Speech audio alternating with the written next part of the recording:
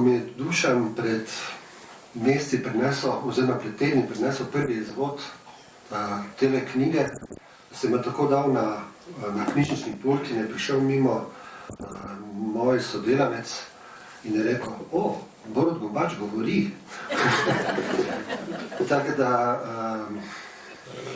nekaj podobnega je bilo, ne vem, če se spomnite, tudi z rokerji pojejo pesnike, o njih mimogrede tudi nekaj govorim v tej knjigi, ko je ena gospa videla plakat, je rekla, kaj pa to, rokerji pojejo pesnike? Ko smo že pri naslovu, pravzaprav se je z tem naslovom govori vse skupaj začelo. Z Dušanom smo sedela na kavi, ne vem kaj, o čem smo se natančno pogovarjali, pa sem citiral, sem rekel, to pa sem uporabil v nekem govoru in Dušan je takoj skočil.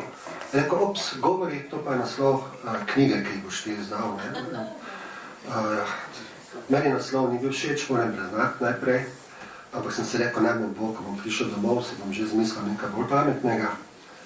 Ampak kasneje sem pa pravzaprav ugotovil, da ta koren govori lahko zajame marsikaj, lahko so to pogovori, nagovori, predgovori, razgovori in razni govori in sem se pravzaprav na to stvar nekako navadil.